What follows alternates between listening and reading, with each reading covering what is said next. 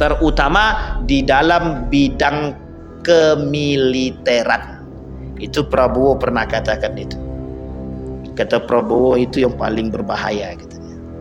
Nah, itu harus kita cari tahu Bapak Ibu. 2025 Asia Pacific Rebalance itu ada permainan-permainan militer di Asia.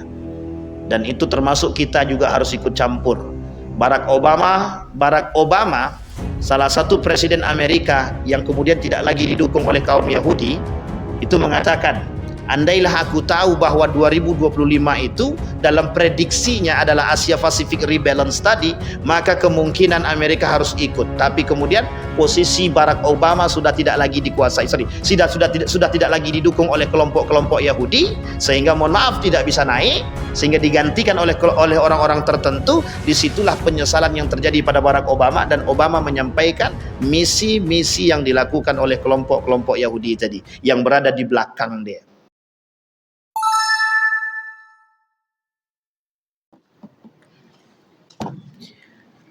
A'udzu billahi minasyaitonir rajim. Bismillahirrahmanirrahim. Assalamualaikum warahmatullahi wabarakatuh.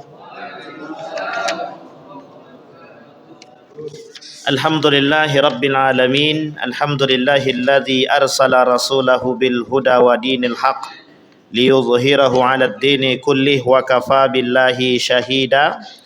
Ashhadu an la ilaha illallah wahdahu la syarika lah wa ashhadu anna Muhammadan abduhu wa rasuluh la nabiyya ba'd. Allahumma salli wa sallim wa barik ala hadzal nabiyil karim. Allahumma salli ala Muhammad wa ala ali Muhammad fil alamin innaka Hamidum Majid. Ya ayyuhan nasu taqu rabbakumul ladzi khalaqakum min nafsin wahidah wa khalaqa minha zawjaha wa batha minhuma rijalan katsiran wa nisaa wattaqullaha alladzi tasaaluna bihi wal arham innallaha kana 'alaikum raqiba. Wa qala Allah ta'ala ya ayyuhalladzina amanu taqullaha wa qulu qawlan sadida yuslih lakum a'malakum wa yaghfir lakum dhunubakum wa may yuti'illaha wa rasulahu faqad faza fawzan 'azima. Puji syukur kehadirat Allah atas limpahan rahmat dengan mengucapkan alhamdulillahirabbil alamin. Berselawat kepada Nabi dengan mengucapkan Allahumma salli ala Muhammad wa ala ali Muhammad fil alamin innaka Hamidum Majid. Bapak Ibu sekalian yang berbahagia, di maghrib ini mudah-mudahan Allah limpahkan rahmat dan karunia-Nya kepada kita semua.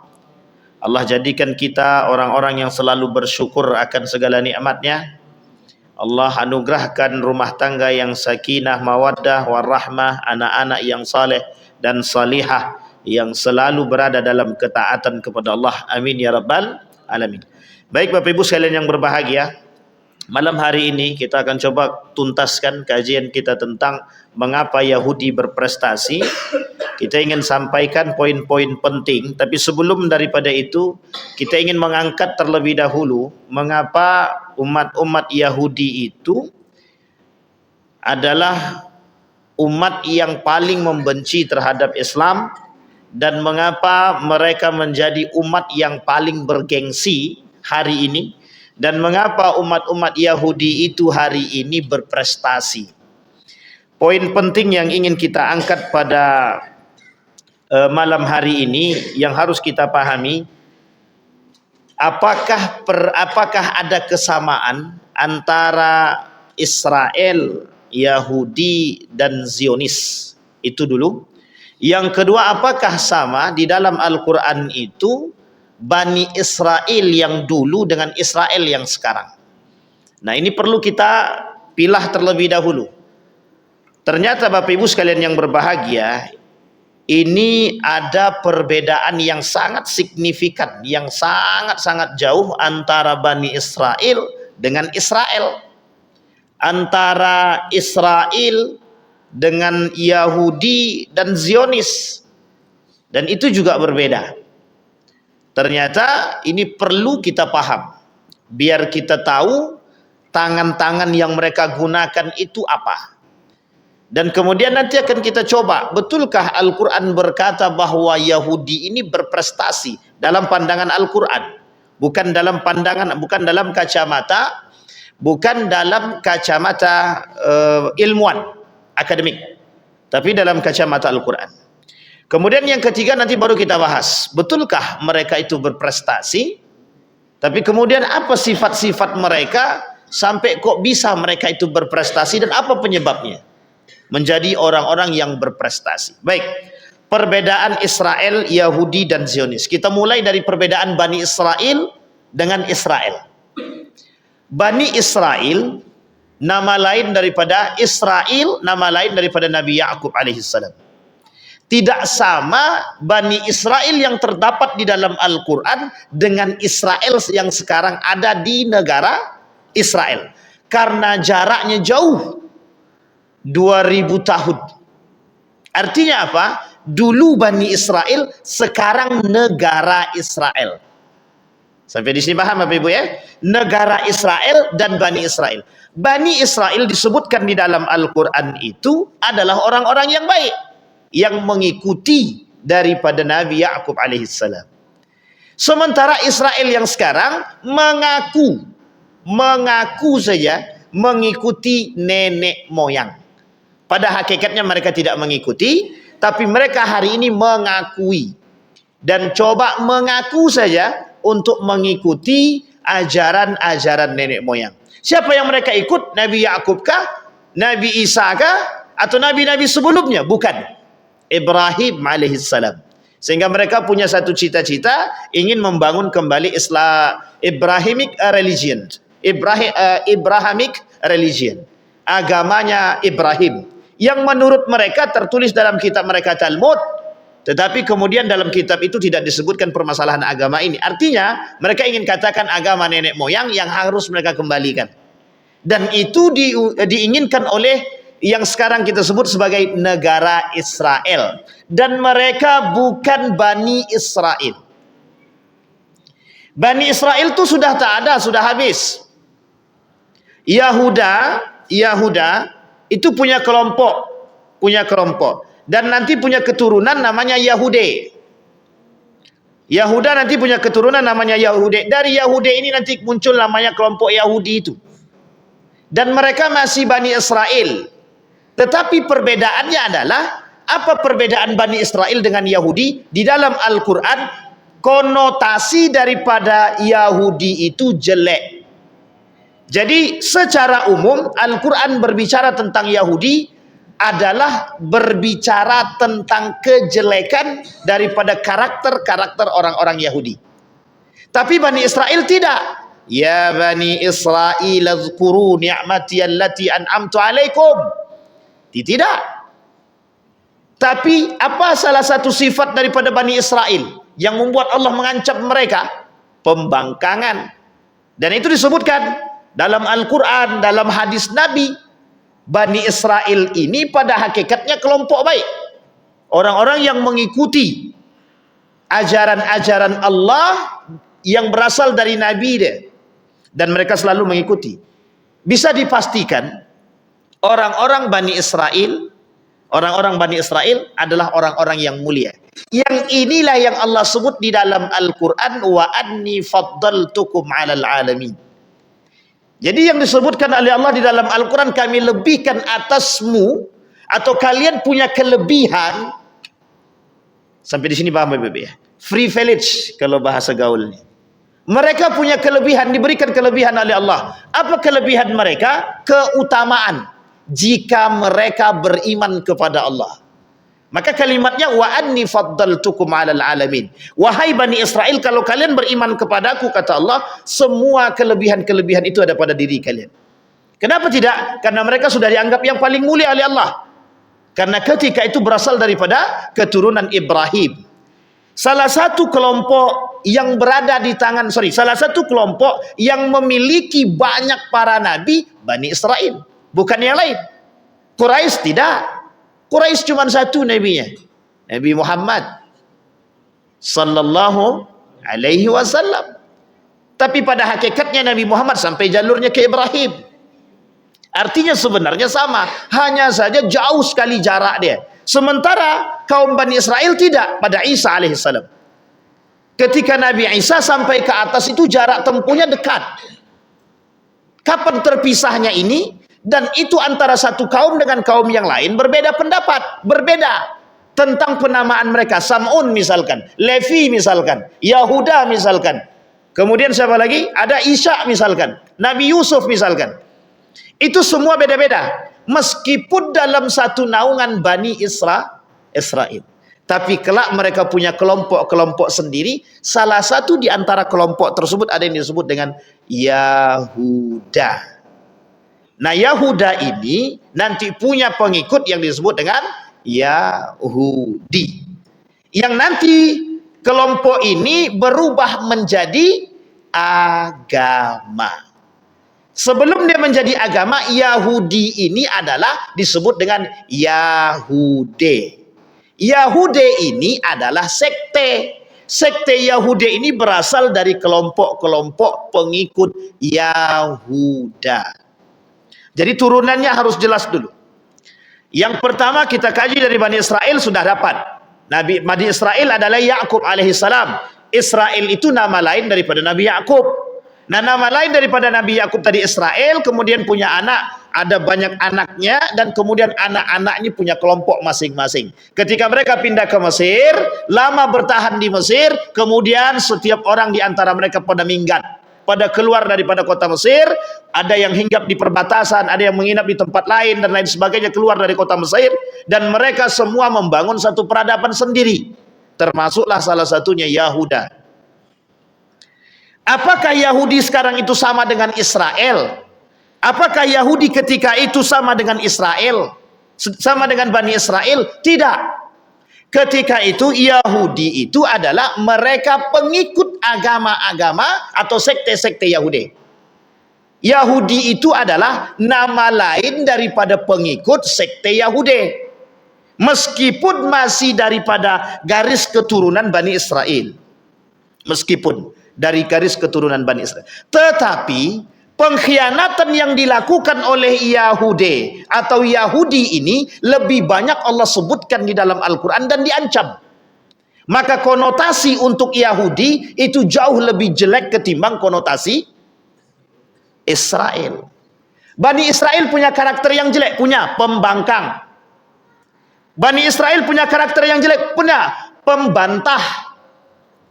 Punya karakter yang buruk, punya merasa paling benar, keras kepala. Itu karakter Bani Israel. Jadi kalau Bani Israel itu sudah punya nabi, di awal-awal mereka taat.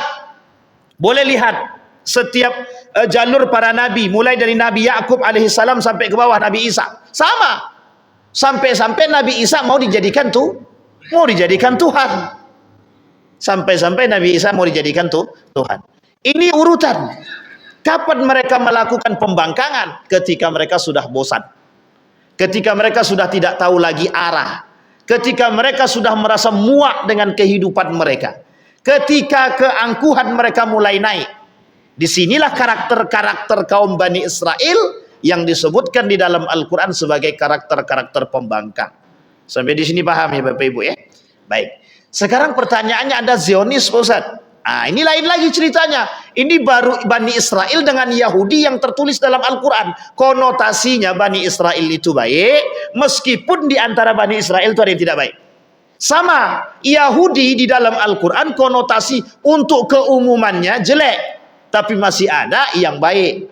Tapi sedikit baik, banyak buruknya. Kalau Bani Israel banyak baiknya, sedikit buruknya. Sekarang kita kembali kepada Zionis. Sebelum masuk ke Zionis, kita harus paham dulu Israel yang sekarang. Israel yang sekarang itu ketika Theodor Herzl. Theodor Herzl itu salah satu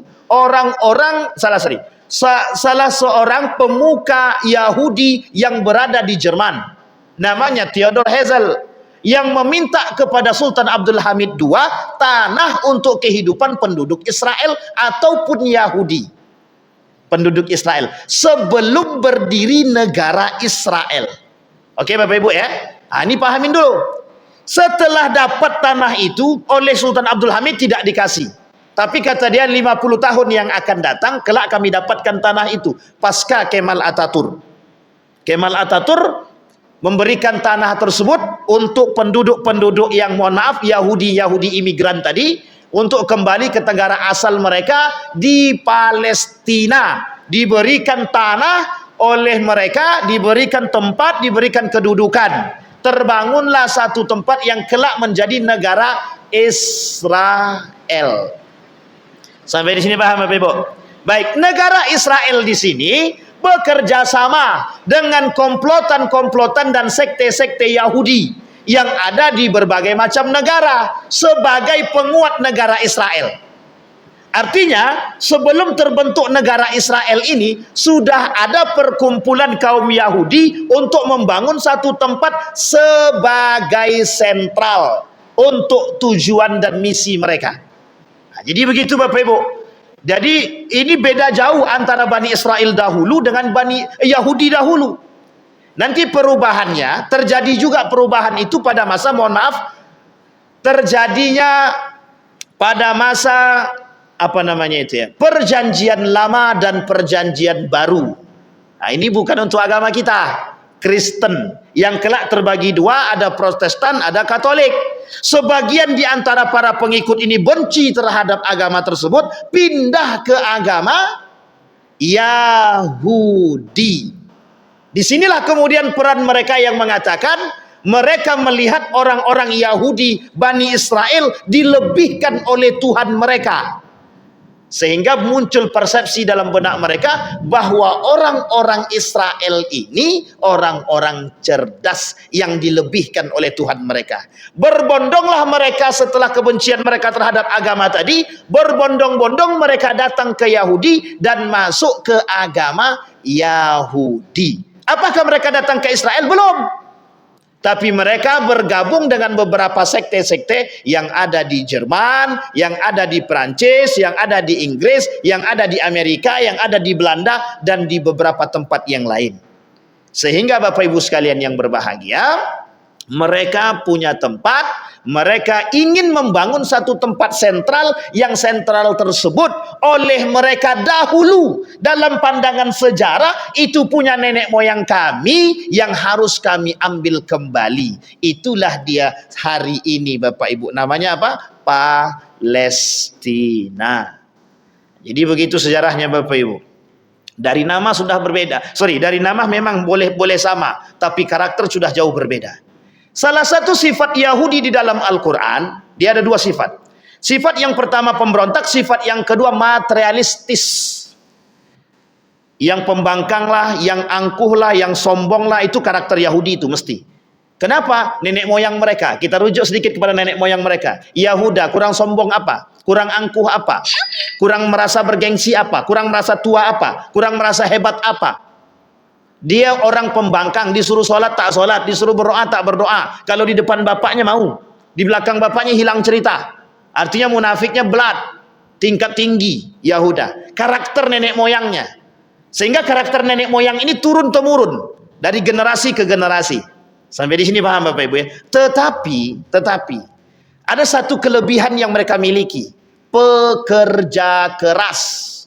Yang kedua, mereka apapun akan mereka lakukan, yang penting bisa mendapatkan keuntungan bagi mereka. Ini karakter materialistis. Karakter orang materialistis itu begitu. Apapun akan mereka pegang, akan mereka dapatkan, dengan cara apapun untuk mendapatkan sesuatu. Hari ini Bapak Ibu, Yahudi itu akan melakukan apapun demi mendapatkan keinginan mereka. Hari ini apa yang tidak mereka pegang? Dunia dalam genggaman mereka. Hanya kelompok kecil yang disebut dengan secret society, hanya disebut dengan Rothschild, hanya beberapa orang bisa memegang dunia dengan jumlah 14 juta. Ada yang mengatakan 12 juta, ada yang mengatakan 14 juta memegang dunia. Tapi umat muslim masih matanya tertutup, masih pada tidur, belum pada bangun. Kalaupun sudah bangun, lah lupa diri. Nah, itulah umat muslim hari ini. Tidak sadar dia 14 juta mengepung ribuan juta manusia, ratusan ribu juta manusia. Bukan ratusan ribu lagi, sudah jutaan lagi. Tapi kemana manusianya? Biasa saja, mereka baru bangun tidur. Jadi masih setengah sadar. Kalaupun sudah sadar, sudah ternina bobokkan dengan keadaan tadi. Nah, Bapak Ibu sekalian yang berbahagia, perlu kita paham, perlu kita mengerti, perlu. Kenapa? Karena kita harus tahu silsilah itu agar kita bisa membedakan. Jangan sampai semua yang terdahulu kita katakan salah. Nabi Yakub Bani Israel salah. Oh tidak, Israel yang sekarang tak sama dengan Bani Israel. Yahudi yang sekarang tidak sama dengan Yahudi yang dikatakan oleh Al-Quran. Hanya saja karakter-karakternya hampir mirip. Bahkan sekarang lebih berbahaya. Baik Bapak Ibu sekalian yang berbahagia. Sekarang kembali kepada pemahaman Al-Quran. Tentang Yahudi tadi, konotasinya jelek, buruk. Kenapa? Karena pembangkangan, karena materialistis tadi, sifat karakter mereka yang selalu ingin merubah dunia dengan cara mereka tanpa mau mengikuti ajaran-ajaran yang sudah dibawa oleh nenek moyang mereka. Termasuk para nabi yang datang kepada mereka. Waktu itu. Sekarang ada negara Israel yang dibawa oleh Theodor Herzl ketika itu untuk membangun kembali negara Israel di Palestina sudah terbukti, sudah terjadi pasca runtuhnya Turki Utsmani. Sampai di sini paham Bapak Ibu ya? Pasca runtuhnya Turki Utsmani, mereka sudah punya tanah. Disitulah Bapak Ibu sekalian yang berbahagia, kesalahan yang fatal terjadi. Apa itu kesalahan fatal yang terjadi? Diberinya tempat dan ruang kepada Yahudi. Semua negara-negara yang berafiliasi kepada kepada negara Israel yang ingin membangun negara Israel dengan lambang bendera yang Bapak Ibu lihat, Bapak Ibu harus paham. Itu di dalam bendera ada simbol, dan simbol itulah yang menjadi penguat mereka. Dan kelak akhir simbol itu sampai ke perbatasan antara Saudi Arabia dengan negara mereka. Artinya apa? Taklukan itu. Yang harus mereka taklukkan itu. Maka hari ini orang-orang Yahudi atau Israel yang ada di negara Israel hari ini ingin bagaimana caranya mengambil Masjidil Aqsa. Terpegang Masjidil Aqsa, mesti Masjidil Nabawi dan Masjidil Haram pasti bisa dipegang. Jadi Bapak Ibu cek dulu gambarnya. Saya terlupa bawa apa tadi, proyektor. Mau saya tampilkan tapi lupa saya bawa proyektornya. Dan itu di dalam rambang itu mereka sebutkan. Salah satu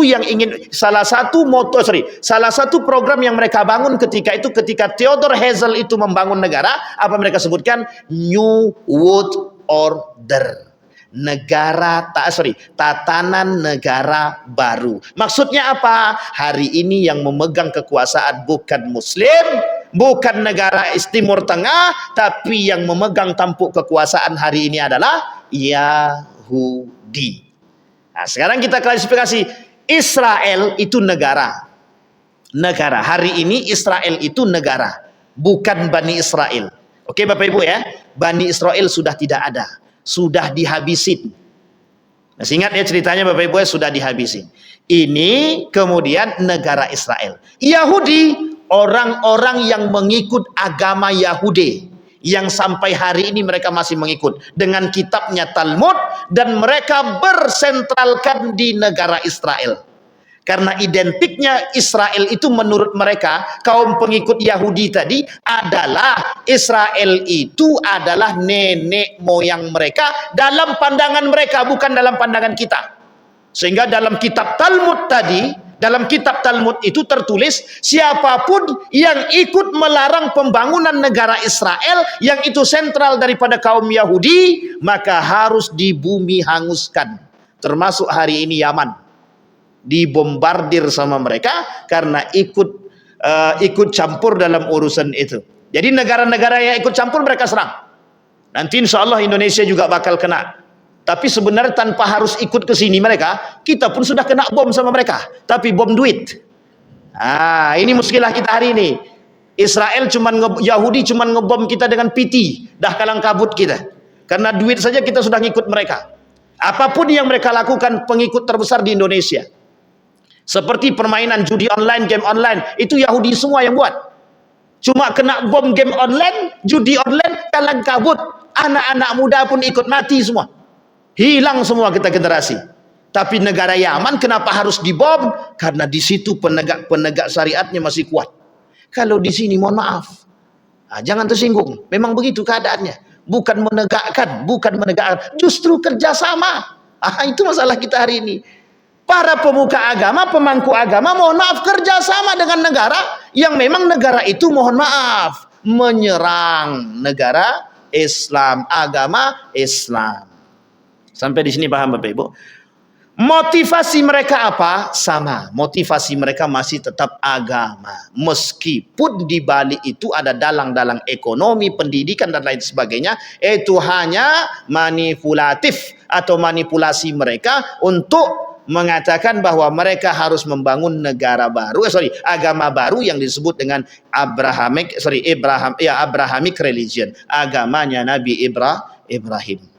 Baik, sampai di sini paham Bapak Ibu? Sekarang Zionisme pusat. Oke, Zionis itu atau Zionisme gerakan yang dibangun oleh kelompok Yahudi. Namanya gerakan. Harokah, gerakan yang dibangun oleh kelompok Yahudi untuk memperlancar gerakan-gerakan mereka apapun itu. Terutama di dalam bidang kemiliteran. Itu Prabowo pernah katakan itu. Kata Prabowo itu yang paling berbahaya katanya. Nah, itu harus kita cari tahu Bapak Ibu. 2025 Asia Pacific Rebalance. Itu ada permainan-permainan militer di Asia. Dan itu termasuk kita juga harus ikut campur.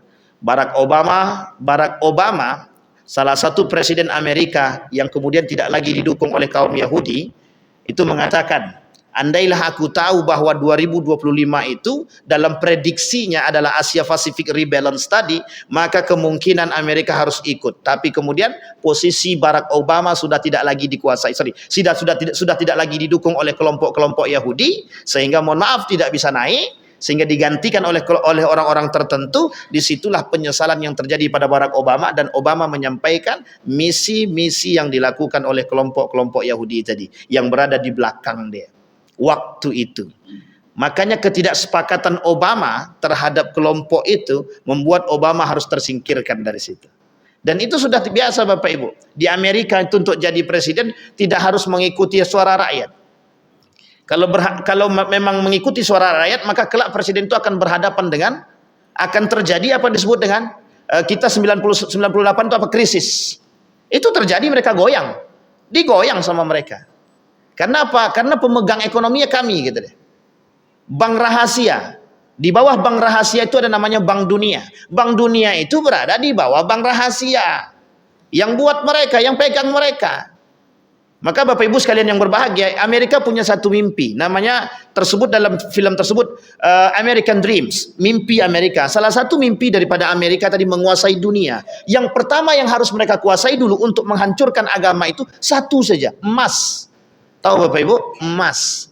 Jadi dari emas ini mereka bisa pegang dunia. Pinternya Yahudi adalah itu yang dicari terlebih dahulu oleh Yahudi, bukan yang lain. Bukan batu bara, bukan nikel, bukan yang lain. Bukan minyak, emas dulu. Karena standar dunia, perekonomian dunia itu standarnya adalah emas. Dipegang oleh Amerika. Semua dari berbagai macam negara, emasnya diambil oleh Amerika. Coba Bapak Ibu bayangkan. Apa yang mereka mimpikan hari ini mereka dapatkan. Apa mimpinya? Menjadi negara adidaya. Sekarang mimpi kita apa umat muslim? Mimpi kita negara Republik Indonesia apa? Nah, itu pandai-pandai kita lah. Yang penting jangan sampai PKI bangkit lagi. Baik. Sampai di sini paham Bapak Ibu? Itu sudah. Israel sudah. Yang sekarang kemudian Yahudi sudah, Zionis sudah. Perbedaannya sudah paham. Yahudi sekarang itu adalah agama, para pengikut-pengikut agama atau pengikut-pengikut sekte.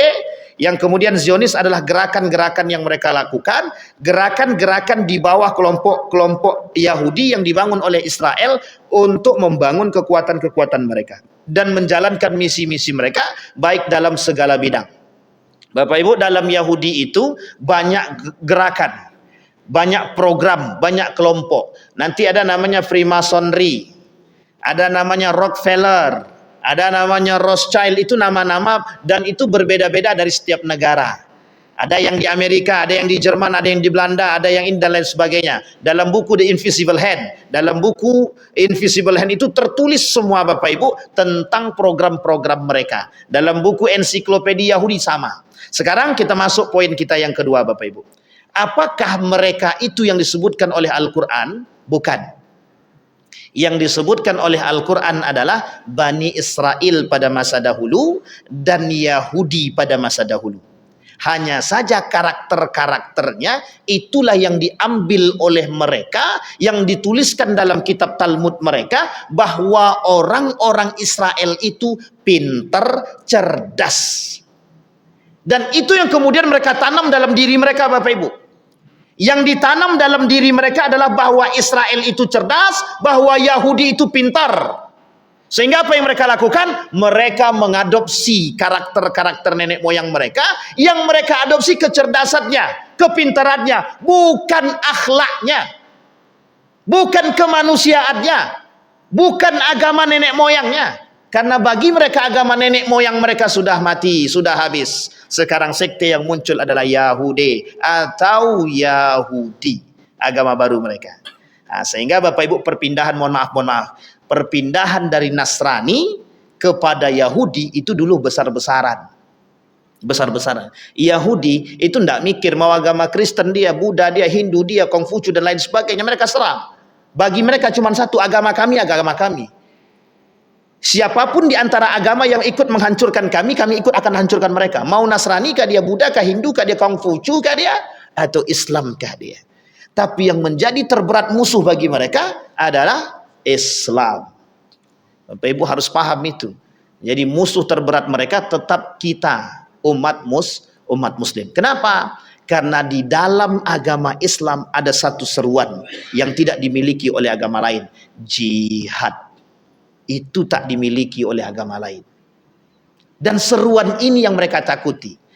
Raja Ferdinand dan Ratu, bukan Elizabeth, mohon maaf kalau selama ini saya sebutkan Elizabeth, salah, Isabella. Raja Ferdinand dan Ratu Isabella yang selalu melakukan pembunuhan terhadap kaum muslimin itu dengan melihat telinga saja. Apa ketakutan Raja Ferdinand dengan Ratu Isabella? Itu gara-gara membaca kitab Al-Quran, kitab sucinya umat muslim. Yang baca siapa? Paus. Bukan Paulus, tapi Paus. Yang baca Paus. Yang baca pemuka gereja. Disuruh untuk baca. Apa harapan umat muslim ke depan? Ternyata apa? Yang mereka dapatkan kebangkitan umat muslim. Ketakutan mereka terhadap kebangkitan umat muslim itu sampai hari ini tertanam dalam diri mereka. Mereka buat sedemikian rupa gerakan untuk biar umat muslim tidak bangkit lagi. Biar agama Islam ini tidak bangkit lagi. Apapun caranya, cari caranya pokoknya. Yang penting umat Islam tidak bangkit lagi. Agama Islam tidak bangkit lagi. Umat muslim tidak bangkit lagi. Tidak kuat lagi, tidak bersatu lagi. Bayangkan yang dilakukan oleh mereka hanya dengan melihat telinga. Bersih telinga itu muslim dia, bunuh. Jadi saking fobianya mereka terhadap Islam itu. Cuman gara-gara telinga bersih, itu mesti muslim karena identik, Pak. Muslim sering wudhu. Dan ketika mereka wudhu, mereka membersihkan telinga, otomatis telinga mereka bersih. Bukan hanya telinga, wajah, tangan, kaki, hidung, bersih. Dihabisi, Pak. Dihabisi. Dibunuh semua, Bapak Ibu. Apakah itu beragamakan Yahudi? Bukan. Bukan. Jadi kita ini diapit oleh berbagai, mohon maaf, kita ini diapit oleh beberapa agama. Termasuk salah satunya Nasrani. Yang kita mohon maaf, jangan terlalu mudah memberikan ruang untuk bersahabat dengan para pengkhianat. Karena memang